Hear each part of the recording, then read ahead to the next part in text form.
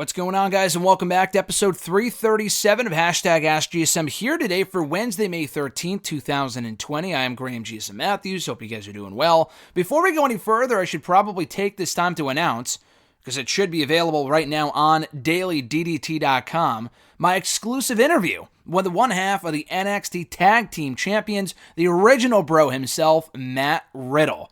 Had the chance to speak to Matt yesterday over the phone for this interview to talk all things NXT, Brock Lesnar, the Royal Rumble, his experience in the Royal Rumble match, that is, facing King Corbin at some point, UFC stars migrating over to WWE eventually, and so much more. One of my favorite interviews in recent memory, and that's up there with Eddie Mansfield, Otis, who I had the chance to chat with last week about all things Money in the Bank. That's also up right now on Bleacher Report.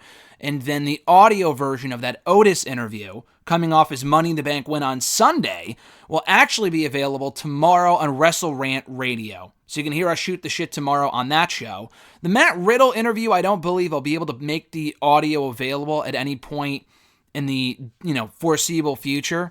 But you can read all about it. Again, it should be up by now, by the time the video goes up, on dailyddt.com. My chat with the one half of the NXT Tag Team Champions, Matt Riddle. And it was a fun one, so be sure to check it out right now on dailyddt.com. Hopefully more to come. We'll see. Time will tell. But in the meantime, that we have your questions to answer from Facebook, Twitter, and YouTube. If you want to send in a question to the show, you can do so by tweeting me on the Twitter machine at WrestleRant with the hashtag AskGSM. Find me on Facebook at facebook.com/Graham.gsm.Matthews. Leave a comment on the post I usually put up on Tuesday nights, if not on the wall itself. And last but certainly not least, drop your question down below in the comment section on this very video. I'll include it in next week's edition. So first question comes from, very timely I suppose, FD from Facebook about Otis winning the Money in the Bank briefcase. So he says, so Otis is the new Mr. Money in the Bank. Alright, I've seen some weird stuff in pro wrestling, but this is ridiculous. Firstly, was it the right call to have an unknown somehow take control of the Money in the Bank briefcase like Otis? And how do you feel about his plans for the long run? Second, with the recent interview stating Otis' intention of cashing in his briefcase towards the tag team titles with his heavy machinery partner Tucker, do you feel that that this has devalued the whole purpose of the Money in the Bank briefcase, as the briefcase usually being used to catapult someone to become future world champion when successfully cashing in, and why? So we got a lot of things to break down here. In short, I do like Otis as Mr. Money in the Bank. I said going into the show he was a wild card. I was not the first person to say that. It was far from a bold prediction. He wasn't even my pick to win. I think a lot of people figured AJ Styles was the safe choice. Coming off his win on Raw last week, he's back. Him and McIntyre would make sense at one point. He's been losing a lot on pay-per-view for the last 6 months. Kind of needed that win a little bit. It depends on how he bounces back. But I'm not mad. I'm not mad about Otis winning, because I figured if it wasn't AJ, then it would be Alistair. And then Otis was probably my third choice. Actually, probably Corbin, I would say. I think Corbin, if it wasn't going to be AJ, I figured it might be Corbin, then Black, then probably Otis, and then Rey Mysterio, and then Daniel Bryan, if not vice versa with Mysterio and Bryan.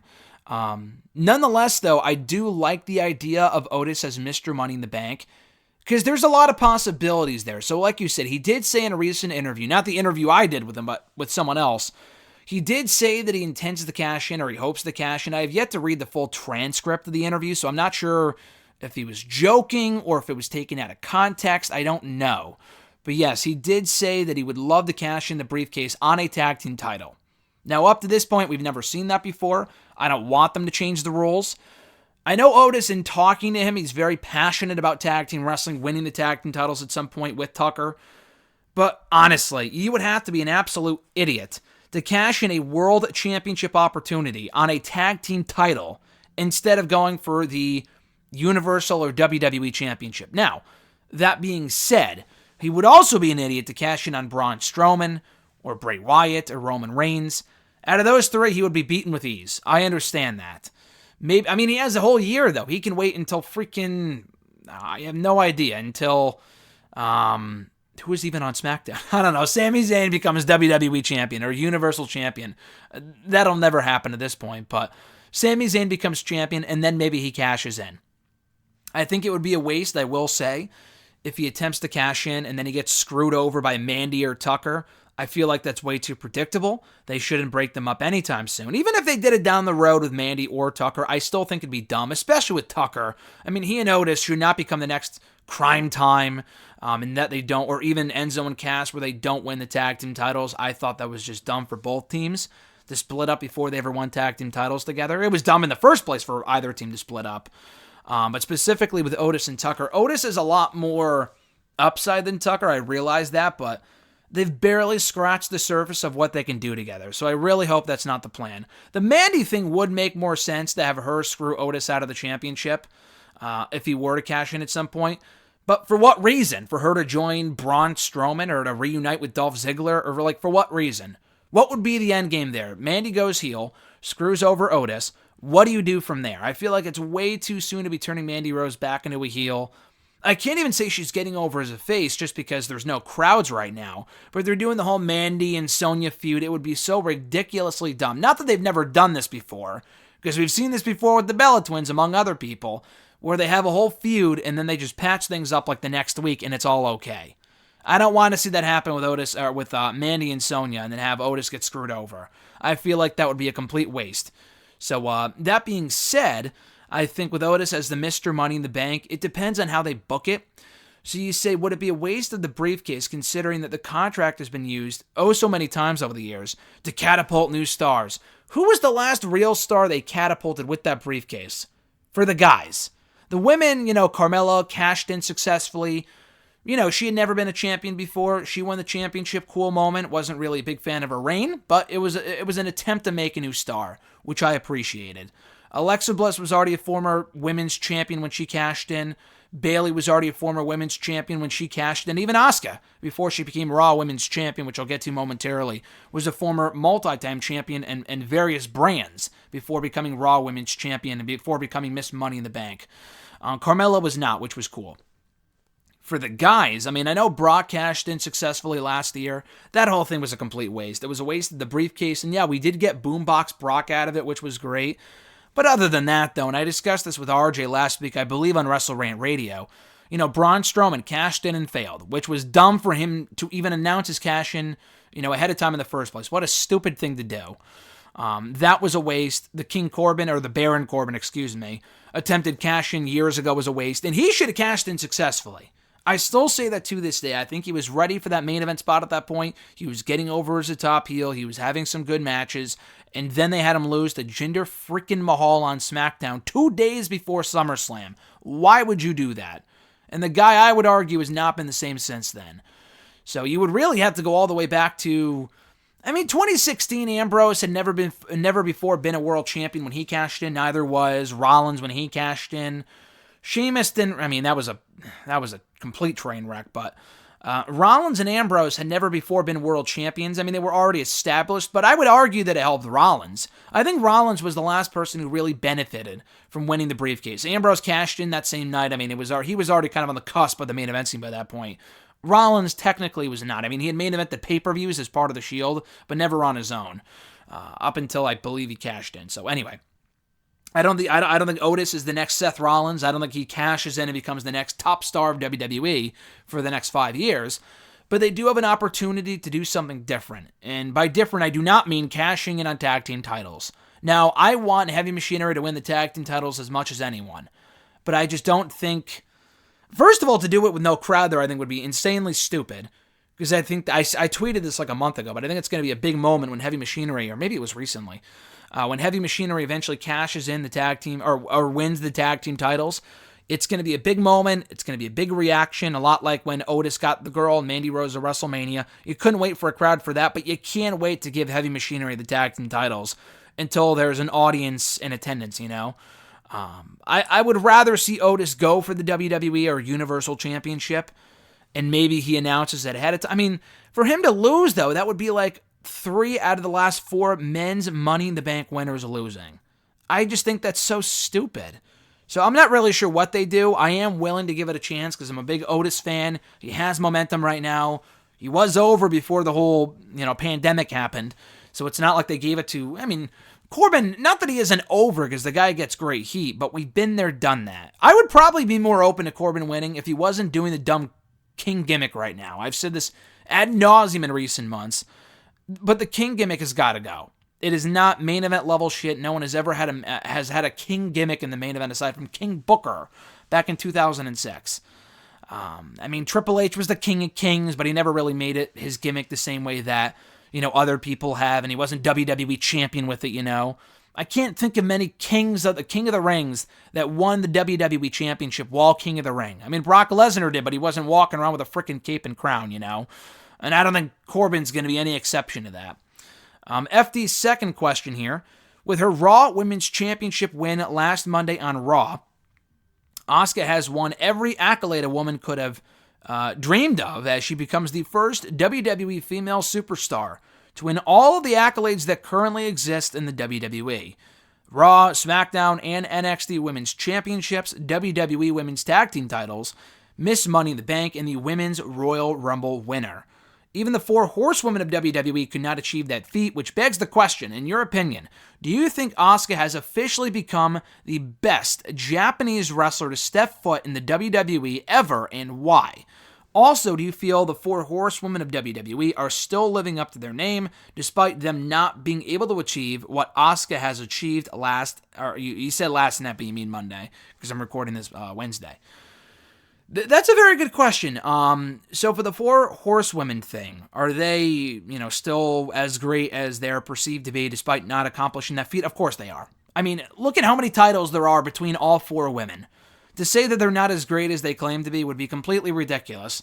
The entire women's division has revolved around these 4 women, Banks, Bayley, Becky, and Charlotte for the last 5 years.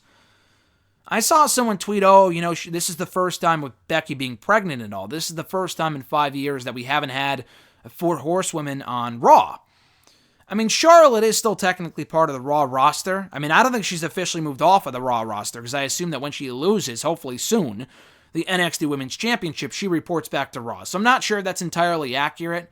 But still, I mean, that's it's pretty crazy when you think about how much these 4 horsewomen have dominated Raw and SmackDown for the past 4 or 5 years. But yeah, they have not accomplished that. No one has. No one has ever won all 4 of those women's titles and won the Rumble and Money in the Bank. Now, Charlotte has done a lot of those things except for win the Money in the Bank briefcase. I mean, she won the Rumble this year, but she's never won the briefcase.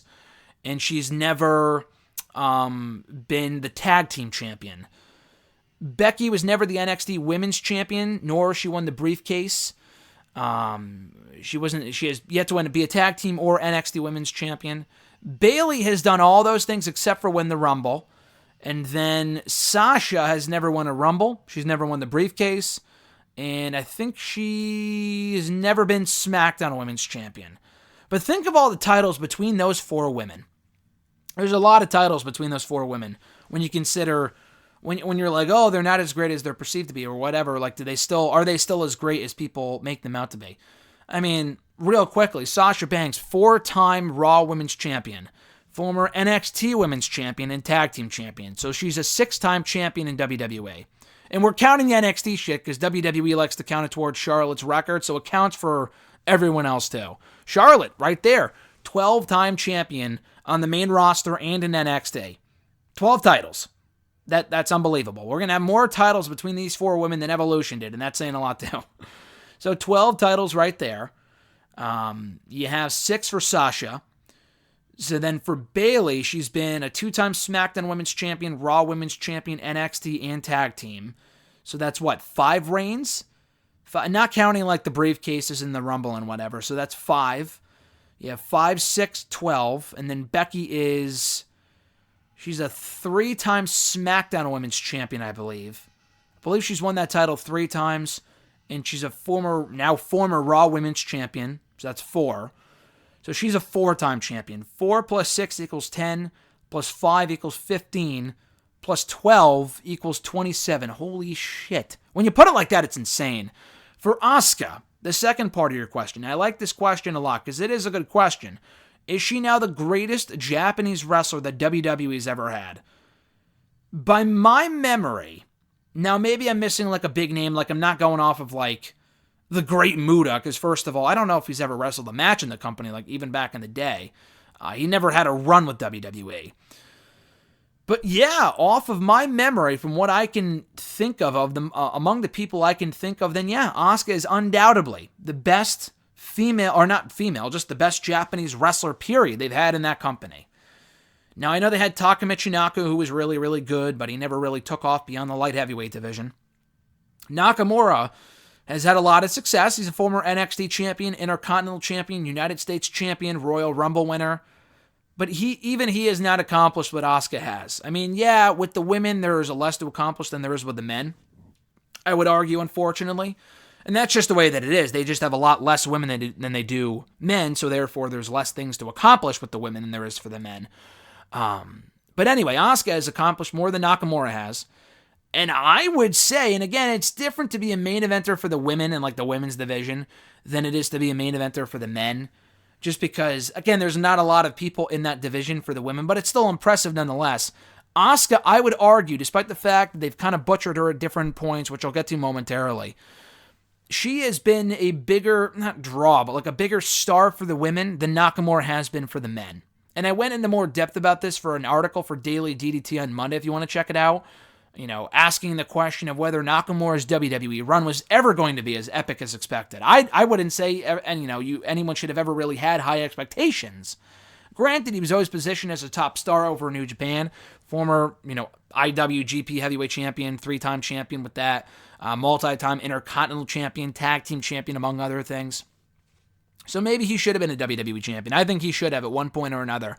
I think he should have been the one to beat Jinder at SummerSlam a few years ago for the WWE title. But even then, would they have made him the same top star that they made AJ Styles?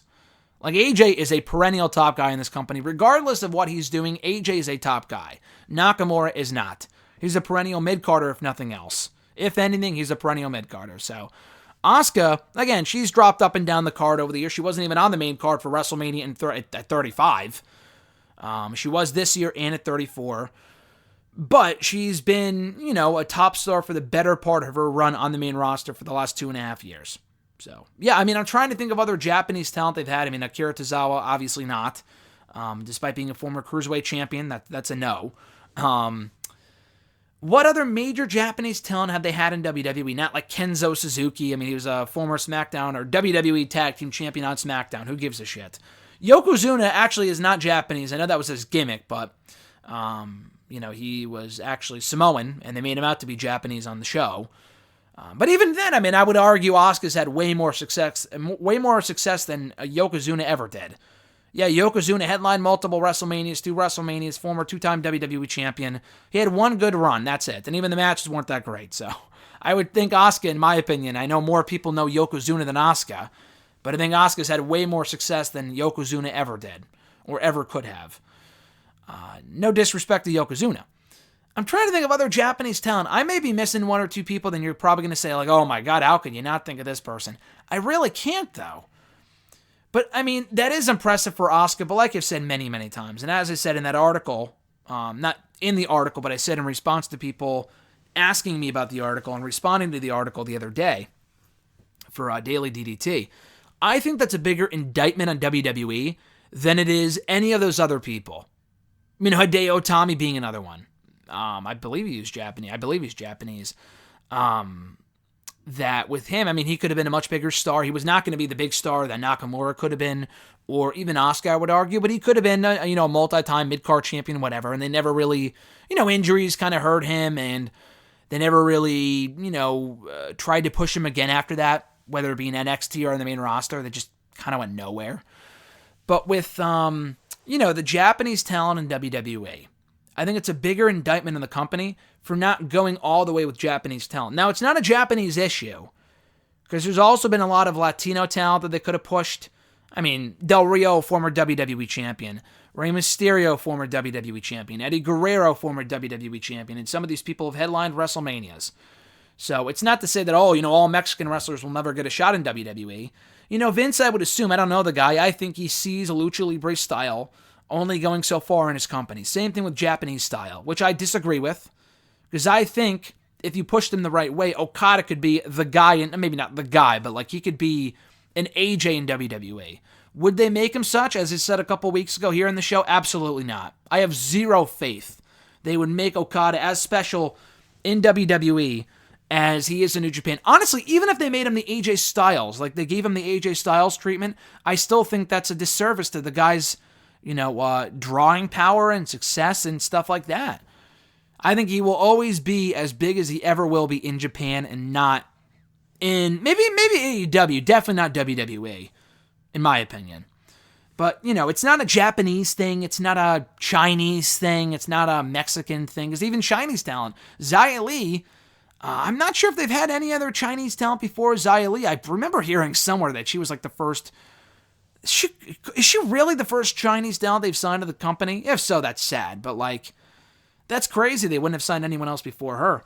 But I think it's a bigger. It speaks volumes about WWE that they won't treat these people like bigger stars. Again, Nakamura and Asuka have been very successful, but before them, you're really scraping the bottom of the barrel to find big stars. From, Asian talent, Japanese, whatever, in WWE. Obviously, Antonio Inoki, but he was never like a WWE guy. I mean, was he WWE champion or wasn't he? I mean, they say that he wasn't. He technically did beat Bob Backlund for it. They don't officially recognize it.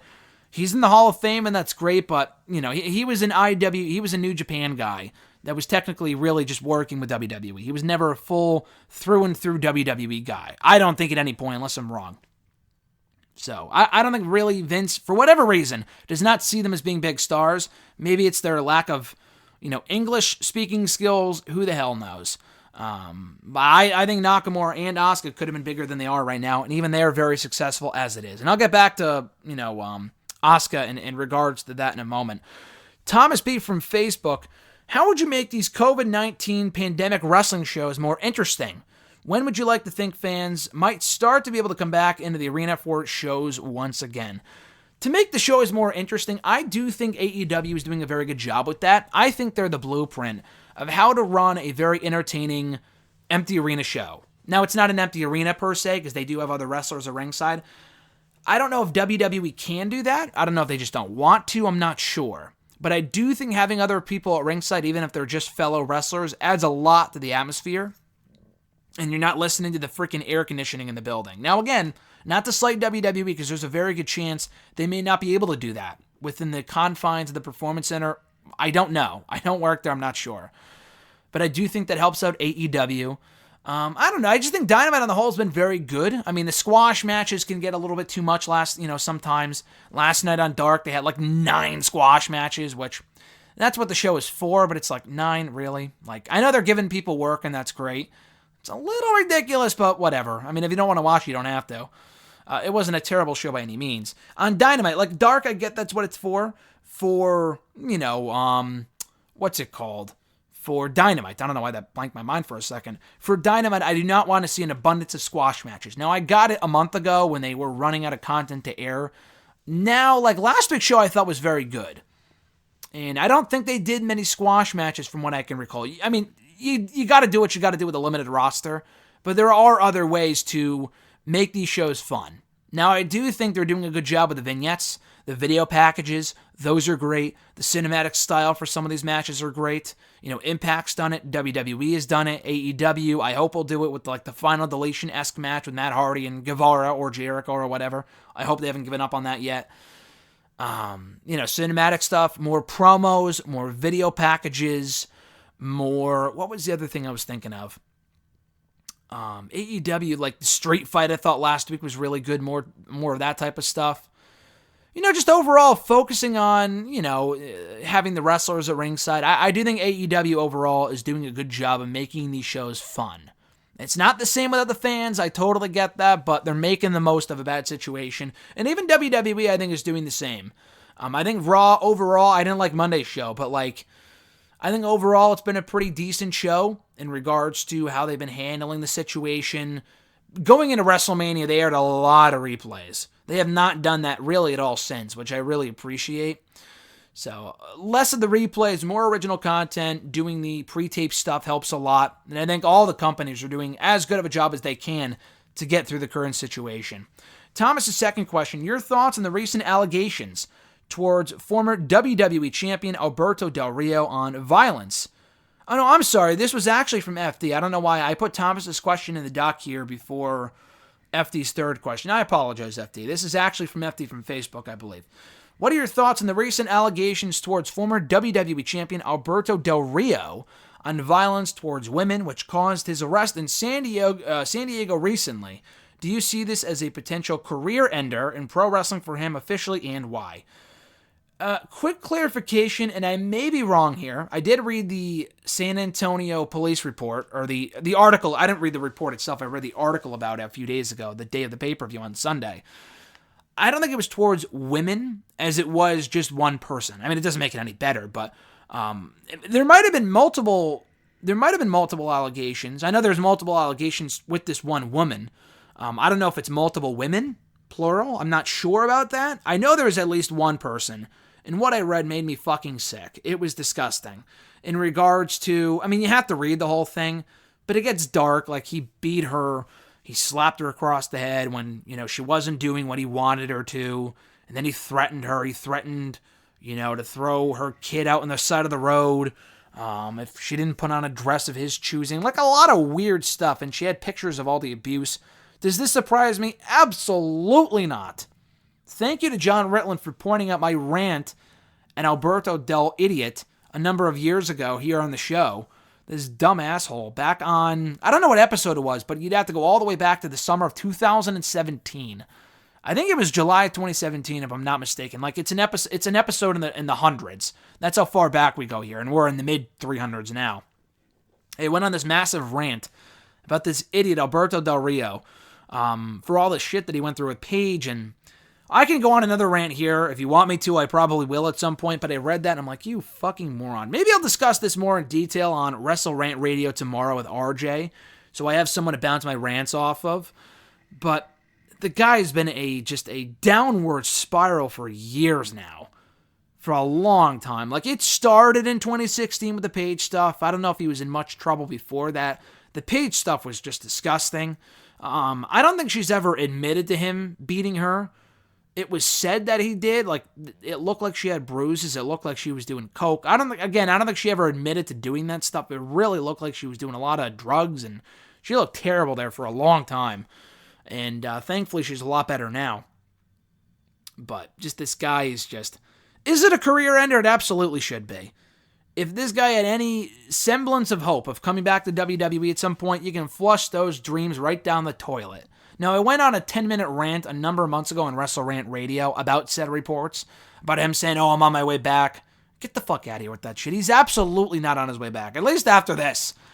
If this company passed on Moose for allegedly passed on Moose because of his past, domestic abuse incidents from, I don't know how long ago that was, but that's probably why they passed on him, I heard, because otherwise, why wouldn't you sign Moose back in 2016? Then why the hell would they sign Del Rio, whose allegations are apparently far, far worse than Moose's? That would be dumb. But even if the guy was a perfect human being, even if he was a saint, there is no reason to bring back Del Rio in 2020. Absolutely not. They brought him back 5 years ago to fill that void for the Latino stars because they weren't properly pushing Kalisto. I mean, they tried with Kalisto. It didn't really work out. Now they have Rey Mysterio back. They didn't have Rey Mysterio back in 2015. He just left. So they needed someone to fill that void. They brought back Del Rio, and it was a bust, and he left again. Who cares? It was kind of like a make-good for them firing him in the first place. And honestly, that's kind of where this thing stems from, too. Forgot all about that. When he slapped that social media worker back in 2014, I think that might have been the first incident I read about where I was like, okay, this guy's a little weird. And even if the guy was making racist comments, which, I mean, I hope he was fired for, you can't be going around hitting people. Like, that's a lawsuit waiting to happen. So, anyway, the guy's a piece of shit. Moving on. Next question from @noob_n_co1991. What are your thoughts on Asuka winning the Raw Women's Championship last night? Or on Raw, whatever. Do you think it was all Vince McMahon and Becky Lynch's doing on giving Asuka the title? I say it's an emotional moment between the two and a huge, reset for the women's division. I guess it is a reset in the sense that, Becky's not there anymore. So, again, I can go into way more detail about this, but, I mean, she got pregnant. What are you going to do? You're not going to have her go out and lose the belt now. You can't. Life happens. Not even shit happens, because it's an amazing thing what happened with her, which is cool. Life happens. There's really not much more you can do about that. My issue is not that, oh, you knew they didn't know she was pregnant going into WrestleMania. From what I can, why would they? Why would they keep the championship on Becky if they knew she was pregnant? That seems ludicrous to me. Anyway, so my thing is, they should have taken the belt off of her when they had the chance. They should have taken the belt off of her anyway at WrestleMania when Shayna lost. There was no reason for Shayna Baszler to lose that match. Zero reason. Absolutely zero. And now they're left in a predicament. It reminds me a lot of NXT 3 years ago, back in 2017, when Asuka literally beat everybody. And it's ironic because Asuka's now an Ember Moon spot. Asuka beat everybody. And granted, I think she got legitimately hurt, but they were calling her up to the main roster anyway. It's not like they were going to wait until she got healthy to have Ember Moon beat her. They just never had anyone beat Asuka in NXT. Now, that did help her mystique on the main roster there for a while, but it made the rest of that division look like complete losers. Ember Moon ended up winning the belt at the TakeOver War game show or whatever, but she looked completely inferior because she never beat Asuka. Asuka's like, oh, you only won it because I'm not here. The only reason Asuka won it is because Becky Lynch ain't there. That's it. At least on Raw, because she did beat Becky back at the Rumble a year and a half ago or whatever. So, anyway, this is a different situation because they don't have a choice. But they did have a choice back at Mania, and they should have had Shayna beat her then. Because apparently, it's not like, oh, they were going to give Shayna back her win eventually. But Shayna lost the Money in the Bank. If you were going to make up for it and give her the briefcase, they didn't even do that. So, I just think it's silly. It's a reset, but not in a good way. Because it's not like, oh, Becky's gone, more opportunities for more women. I just don't see it happening like that. Becky, you put all your eggs in one basket, and it's great that Becky's a big star, but they got to start building up more people aside from just the 4 horsewomen. How much more can I say this? How much, how often do I have to say it in order for them to get they'll never listen, obviously, but it's like, I just don't understand. Like, you got to build up more women. And they're trying with a few other people like, Sonya and Mandy are doing their thing right now. Nia Jax is just terrible. Carmella, been there, done that. Dana Brooke is a lost cause by this point. Liv Morgan, I guess they're trying with. Not too hard, obviously, if they're having her lose to Charlotte on Raw. But, I don't know. I'm just not a big fan of it. So, the whole, not building up more women. I feel like the division is in a bit of a odd spot. Because, Asuka's the champion, and they'll talk more about Asuka in a minute. But it's like, she's not the same badass that she was previously. Someone else asked a similar question that I'll get to where I'll talk about that more in depth. Was it, Becky and Vince's doing? Obviously Vince knew about it. Becky, I don't think it was her decision, like, oh, give the belt to Asuka. Like, maybe, I don't know. Who knows who was behind it? I read a report that indicated that they knew going into the pay-per-view that it was going to be for the championship and not just the briefcase. I thought, okay, they didn't know when they put the briefcase on Asuka, so that's why she won the championship. Because it seemed very odd, because I know she's no longer one half of the tag team champions, and Asuka has been on Raw a lot lately, but it never really felt to me like they were building her up as the face of that Raw women's division, So I'm not really sure what to think about it. I'm an Asuka fan, but I just think the whole thing is odd. So I guess we'll see where they go with her from here. Are you planning on reviewing some Star Wars movies, including Season 1 of The Mandalorian, Star Wars, The Clone Wars, and Star Wars Rebels, for the channel? Probably not. Maybe the movies. I discussed that with RJ. He actually might go back and watch the Star Wars movies after checking out Episode 9 and really enjoying it from a casual fan's perspective. That would be fun to do. I'm currently doing all the Marvel stuff. So maybe at some point I'll do the Star Wars stuff. I wanted to watch Clone Wars. I probably wouldn't review it. It's just a lot. The Mandalorian, I don't know. I could review it, I guess, but I'm not overly knowledgeable about Star Wars to the point where I would have a lot to offer. I'm way more knowledgeable, I think anyway, about Marvel than I am Star Wars. So I probably won't review any of that stuff. I did like The Mandalorian a lot. I would recommend it to anyone who hasn't seen it yet. I haven't seen Clone Wars. I want to. I have not seen Rebels. I'll probably watch them at some point, and maybe when I'm 50 or something. I just never have the time to watch a whole show, and there's a lot of episodes. But maybe eventually. Probably not reviewing, but I probably will watch them eventually. At RG_Marceau, Mr.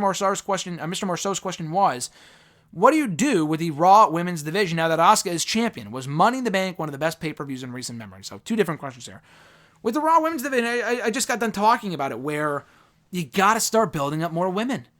The thing with Asuka is this, and let's see, at Iwagu, where's his question here? I'll just answer this now because it's one of his next questions. He said, considering the accolades Asuka has gotten in the WWE following this past Sunday and Monday, and regardless of how she's been booked in the main roster over the years, is there no denying the success that she's had in the promotion as a whole?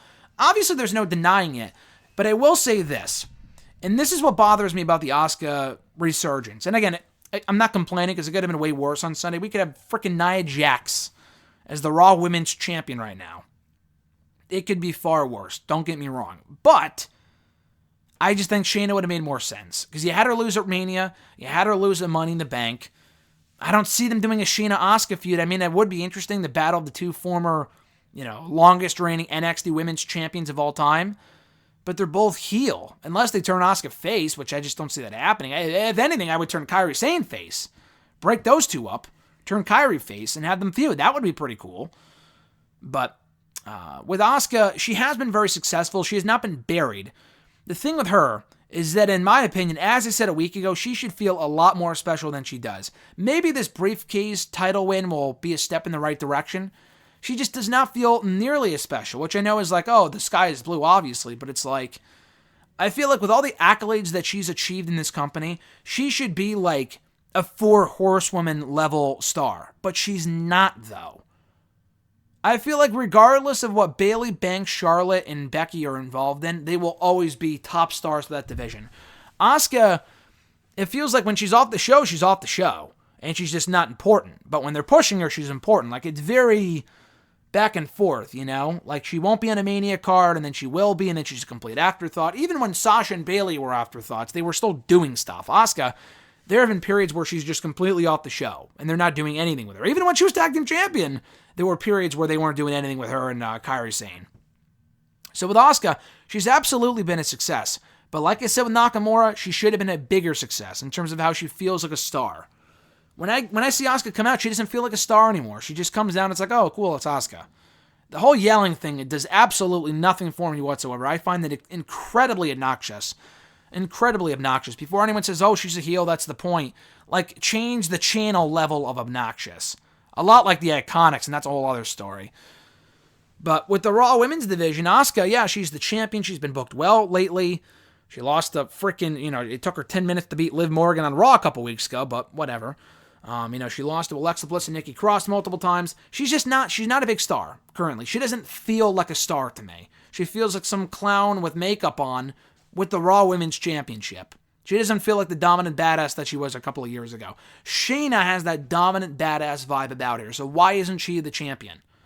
Who else is on Raw? Nia Jax is terrible. Liv Morgan's a work in progress, but they gotta do something. You can't let's push her 1 week, a couple weeks in a row by having her, beat Ruby Riott, and then book her to lose to Charlotte decisively. Like, it just doesn't work like that, So anyway, she's a work in progress. Ruby is just dead in the water. She's not won a match in over a year and a half. I've given up on Ruby in terms of them pushing her, spotlighting her, whatever. Charlotte's on Raw, but she's not really on Raw. Becky's gone. Shayna isn't ruined yet, but they need to do more with her. Natalia, just who gives a fuck about Natalia, dude? Who gives a shit? Natalia getting squashed in 3 minutes on Raw this week is exactly what they should have her doing. That's exactly what they should be having her doing in 2020. Great that she's been with the company for so long, but with that comes a lot of, stagnant character work. And her matches aren't entirely great either. She's good. She ain't better than I would say Charlotte, Becky. They're all way better than her. She was the best women's wrestler 10 years ago when they had the Divas division still around. But with everyone being so much better now, she really isn't that much anything special, in my opinion. But moving on. At Iwagu91's other question, who do you think will be the inaugural TNT champion? I mean, I've said this a lot, but probably Lance Archer. I'm not convinced on that. I could see a scenario where Cody wins the title ultimately at Double or Nothing, considering he lost to Jericho at Full Gear, then MJF at Revolution. He's probably due a big win one of these days. I would still have him lose, though. I think Lance Archer losing right now would be dumb, so I think it's going to be Lance Archer. That's my pick. At _Rich Ross from Twitter, what do you think is the men's Money in the Bank plans with Otis? So what are they going to do with Otis? I said this earlier, but I think they'll probably do something dumb where they have him cash in unsuccessfully and Manny cost him the title, or Sonya, or Dolph, or Tucker. I just think that'd be insanely dumb. It could very well be the tag titles. He was on the bump today. I didn't watch the bump, so I don't know if he elaborated on that. I assume we find out more on Friday during SmackDown in regards to what his plans are as Mr. Money in the Bank. Could it be for a tag title? If it is, they would establish it then. If not, then they'll make that pretty clear, I would assume. But I don't think he'll win the World Championship. He's definitely not ready for that spot, but maybe he will be in 3 months. We do not know. I'm very interested to see what the aftermath is with Otis. Asuka, I just was not a fan of her winning. I mean, more so than in the Nia Jax, I guess, is fine. But, like, Asuka just not been there, done that. But, like, she just doesn't have... They need to really do a better job of rebuilding her up to be a badass. Not this screaming in Japanese crap that just... It's so annoying. It's so bad. Keep that shit to the Iconics. That's bad enough. At Scarlet1 from Twitter, best and worst of the Wednesday Night Wars, number 30. I don't have the list in front of me. I forgot to write it down. But I thought NXT last week was, kind of underwhelming, to be honest with you. It could have been better. I thought they could have done a better job of making it feel more special. I thought Cole and Dream was underwhelming. But I did think Shirai and Charlotte had a great match. Not as good as it could have been, but it was still very good. I thought the Cross debut was great. I thought Gargano versus Dijakovic was very good. Chelsea Green versus Xia Li was a shit show. What a terrible match. It feels like a millennium ago, but I'm pretty sure that was last week. From Dynamite, I really liked the street fight. I thought that was good. I don't remember what else was on Dynamite last week. I'm not going to lie to you. I don't remember. I remember liking the show. I just don't remember what else happened. The Moxley Lee thing that kind of kicked off a little bit. I think Cody faced Joey Janela in a good opener. It was a good show overall, and I'm looking forward to tonight, which I'm probably going to be watching Dynamite first, because they watched NXT first last week. Scarlett's next question, have you heard about the Bella Twins memoir, Incomparable? Yeah, or Incomparable? I think it's Incomparable. Anyway, I have heard about it. I read some of the snippets that the dirt sheets picked up on. I don't think I'll read it anytime soon. Maybe I'll read it down the road. Who knows? Maybe if I get super bored, I have like 20 other books I want to read before theirs. Maybe if it's a free audiobook, who knows? But even then, that might be just, it's not like designated listening, I did hear about it, cool, but at the same time, I just don't really care. So anyway, next question. What did you make of King Corbin throwing Rey Mysterio and Aleister Black off the building during Money in the Bank? I thought it was a cool stunt. I'm glad they clarified that it wasn't off the roof. Because then it would have been like, oh, and how are they still alive? Like, AJ, did they ever explain how he was still alive? Maybe he said it in the promo last week on Raw. But what did he say? Did he say that he escaped? Did he acknowledge it at all? So I'm glad they said that. I thought it was fun. It wasn't like, oh, that was so dumb. Like, I don't know. They acknowledged that it wasn't off the roof.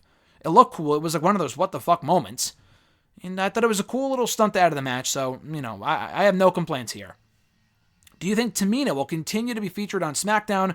Is there anything she can do? No. Do I think she'll continue to be featured? Probably, maybe. Just because there's not a whole lot of depth in that division right now, so they kind of need Tamina.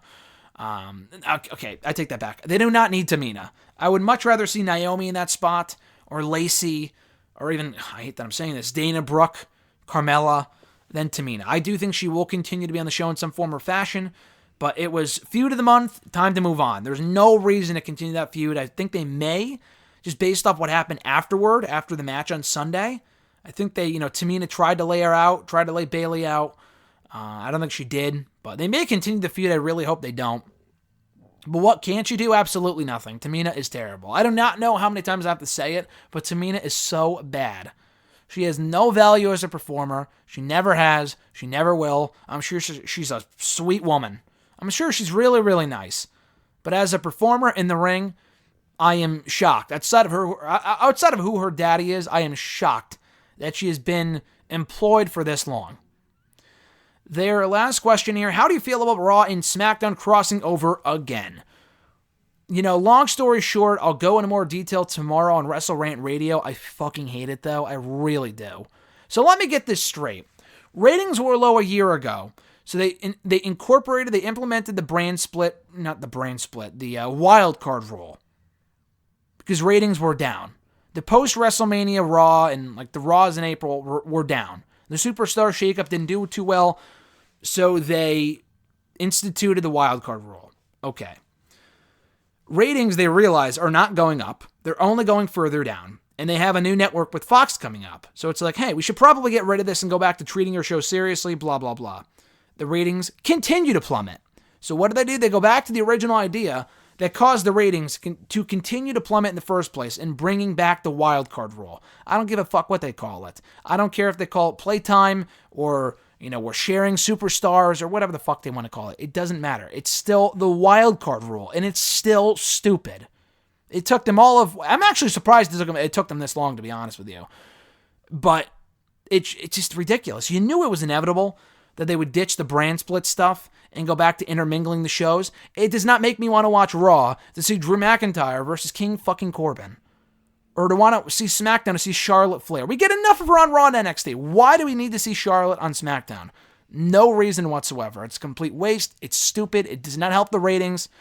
It helps absolutely nobody. The things are dumb. It's a Band-Aid. I would say it's a Band-Aid to put on a gunshot wound. It's like putting a Band-Aid on a gunshot wound.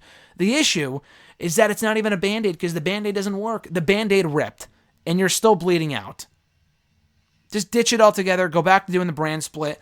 The ratings, schmatings, I know, okay, first of all, I know they're important, and it won't make a difference whether they have the brand split or not, but it's better to have it than to not have it, because if they do have it, then at least more people are getting more TV time. If they don't have the brand split rules in place, we're going to be seeing the same people on the show every single week.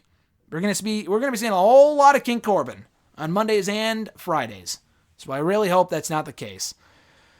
Hope it's short-lived. At Misdemeanor 6 with the final question of the day. Do you think it's too soon for Brody Lee to be facing Jon Moxley? I think it is, by the way. I do. I wrote all about this for Bleacher Report in my Quick Takes column on Saturday of last week. That, listen, I'm sure it's going to be a good match. It is a little weird. They are going with two former WWE guys in the main event of their first, it's not their first big show because they've had many major shows up to this point. But you got to be careful. Every World Championship match, this is the third consecutive world title match they've had thus far, featuring two former WWE guys. It was Jericho and Cody at Full Gear. It was Jericho and Moxley at Revolution. Okay, both matches were good. They made sense. Moxley and Lee comes completely out of nowhere. And again, it's two former WWE guys. What's stopping them from making the pay-per-view main event for the next show that they do? Moxley versus Matt Hardy. Or something like that, I'm all for featuring people like Brody Lee. The Vince McMahon character is not lighting the world on fire, in my opinion. I absolutely hate it. I think it's stupid. Do I want to see him in the title picture at some point? Absolutely, but it's way too soon. He just showed up. He's won 2 or 3 matches. He ain't a Jericho. He ain't a Moxley. He was a glorified mid-card player in WWE. Ambrose and Moxley, or Ambrose and Jericho, were far bigger than Brody Lee ever was in WWE. It's going to take a while for me to take him seriously. It's going to be a while for them to build him up, but they're shoehorning him into the title picture because I guess they don't have anyone else. MJF would seem to make sense because he beat Cody at Revolution, but for whatever reason, they're holding off on that. Maybe because they see this as a filler feud, but the issue is, even if you have Moxley win, Lee should not be losing just yet. Nor should Moxley. He just won the belt a couple months ago and has barely had a real run with it. So it's a lose-lose in my opinion, even if the match might be good. I think it's way too premature. And that's going to do it, guys, for episode 337 of #AskGSM here today for Wednesday, May 13, 2020. Hopefully you guys enjoyed it as much as I did answering your questions. If you want to send in a question to the show, do so by tweeting me on the Twitter machine at WrestleRant with the #AskGSM. Find me on Facebook at facebook.com/graham.gsm.matthews. Leave a comment on the post I usually put up on Tuesday nights, if not on the wall itself. And last but certainly not least, drop your question down below in the comment section on this very video. I'll include your question in next week's edition. So, as I said at the start of the show, to go full circle here, be sure to check out my exclusive interview with one half of the NXT Tag Team Champions, Matt Riddle, available, it should be anyway, right now on dailyddt.com. My exclusive interview with the new Mr. Money in the Bank, Otis, will be available tomorrow on WrestleRant Radio. So a lot to look forward to. Hopefully you guys enjoyed your Mother's Day.